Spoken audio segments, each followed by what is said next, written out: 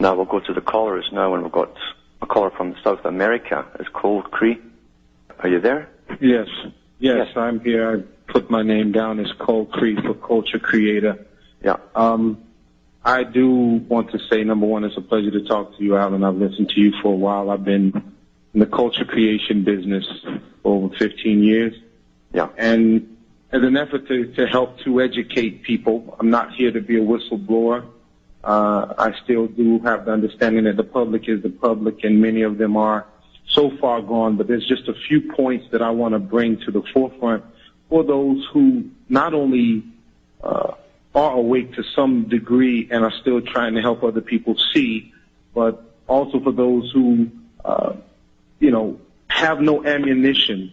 They don't have any type of history being a person maybe who worked on the inside of a type of industry, such as the entertainment business, yeah. who knows things, that happen, and we don't discuss these things. When you're an insider, you don't discuss these things. You just do what you do and you keep it moving. There's something I wanted to bring to the forefront with a number of artists. You can find a new video on YouTube called Universal Mind Control. The artist's name is Common Sense. This is in the hip-hop genre. And Pharrell, both very big artists. And if you look at the video, you will see Pharrell dressed in a robot head. Now, part of what you've been discussing, and part of what anyone who's involved in this business already knows, because we do get our information from certain sources, there is a blending, there's a dehumanization of humans, yeah. and there is a humanization of machines. Yeah, that's right. Even when you look at the Transformers, the movie when it came out, people don't even see the fact that you have this robot talking to you, expressing feelings, having emotions, and people just sit there like, oh, this is so nice. Look at the special effects, and don't even realize they're being predictably programmed. It's such a simple thing. And now within the music, you have an individual, and I'm saying names here because I know what it is, and I have no problem in saying this stuff. There's a gentleman by the name of T-Pain. He uses a voice box called Auto-Tune, and it takes his voice and it moves it to give it some sort of synthesized sound, which actually takes a human voice and makes it sound more robotic. Yeah. Where on the other side, as I said, in the movies, you can see the robots are becoming more humanized. Mm-hmm. And in the process of this happening, it's a dialectic that is going to end up in a synthesis. Okay? Oh, no, absolutely. I've got articles here right now, in fact, on that very agenda from the future society, the complete merging with humans and robots until you can't tell which one is which anymore. Which one is which, exactly. Yeah. And they're starting that by pushing it within the music. What age group would you say it's aimed at? Well, I'll tell you now, Alan, 14 all the way up to your 35ers. The music business is completely fraternal, okay? Yeah. It's completely fraternal. Mm-hmm. There is no one that has not made it somewhere that is high level, that is not involved in some way, shape, or form in a fraternal order. Now, that may be tied to Freemasonry or not, and I'm saying this to the public. I'm not saying this to you, Alan, because you probably already know. People, if you look at Jay-Z, when he throws up what he says is the diamond or the rock symbol, and you see that it is the shape of a triangle, okay? Yeah. That is not a diamond symbol. That is, to the profane, as they would say, a diamond symbol. But he can get a concert and have 25,000 people throw up this rock signal, and you're looking at it thinking, oh, it's just a joke. But when he plays at Glastonbury on a stage that is a pyramid, basically, okay, when this gentleman says certain things in his music like, I'm so illuminated, I may glow in the dark, and then his understudy, Kanye West, turns around and takes, if you also look at photos, there's a photo of him and Jay-Z, and actually if you look at the handshake that he gets, he has the apprentice grip. that a mason would give to an apprentice. Jay-Z gave to Kanye because Kanye had not made it yet to the next levels. Yeah. But in front of the millions of people, he'll do these things and no one sees it. And Kanye comes out with a tour called Glow in the Dark Tour. Now, stated before the verse in one of Jay-Z's songs was, I am so illuminated, I may glow in the dark. And now his understudy comes in with a tour called Glow in the Dark Tour. It is completely esoteric. Yeah. It is completely a play on words that people have no idea. He plays a part where he's interacting with the computer in his tour.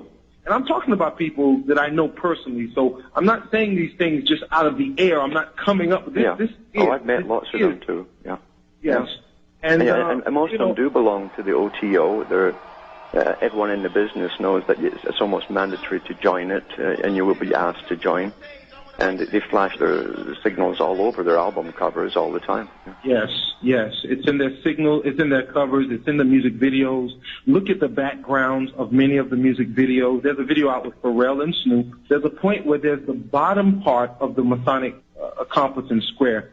The square is on one side of the screen and the compass is on the other side. And if you know anything about just visual angles, you can see if you put those two together, which once again is the yin and the yang, it's the female and the male, it's the phallus and the other female portion, and those two artists being together creates the union. And it is so plain, I can only say to people who are awake. And for those who are, please not only pay attention to this stuff, but understand that these artists, many of them, are put in positions, okay, where they have no choice. I don't want people to think that all the time that the artist always knows what he's doing. At times, these people have been just like highway robbery. When a police officer pulls you over, it is basically they're extorted. Okay, Yeah. They're extorted. Many artists, they'll come up with a drug charge or a gun charge all of a sudden. As a matter of fact, another guy just recently came out with an album called Paper Trail. His name is T.I. And if you listen to a song he did with Justin Timberlake on that album, it is completely talking about how the old man has died, okay, and this new man is resurrected. This new man has come out of nothing, out of this struggle, out of this pain, which is a complete representation of a Masonic ritual as you pass on to the Master Mason degree and you have to perform this ritual of resurrection, you die, and so on and so forth. But if you listen to the words and you hear what these people are saying and talking about swallowing their pride, getting on track, we're on the same page, and the way they talk about time, all of these things go right back to the fact that the entire industry is fraternal. If you want to be successful, you're either going to play your part or you're not going to be there, period. And do what you're told, yeah. And do what you're told. And at the end of the day, if you don't do what you're told, you're going to find you get pulled over with some drugs in your car, and you don't know how it got there, but all of a sudden you're up for charges. And you'll end up getting a visit, and someone will tell you, we can make all of this go away. That's right. I have personally been approached here in South America. I am not one to volunteer my private information, so my name and my exact location I will not say. It's easy to find whoever knows how to track phone calls. I really don't care. My point being is I was approached here because of my connections within the music industry. I was taken to a penthouse of a particular gentleman who's of European descent, let's say, and he prefaced himself before he invited me into one of his orders. He simply said, number one, I will deny everything I'm about to tell you to my death. And I kind of was like, man, it's not that serious, whatever it is. I mean, you just met me through a friend of yours a couple of minutes ago, but he knew about me and my music business connection. And so what he said to me, he said, I am here in South America. I'm a part of a family, and we're basically looking to take over 60% of the utilities market. And we need help. We need people who have contacts to be able to influence the thought processes of individuals.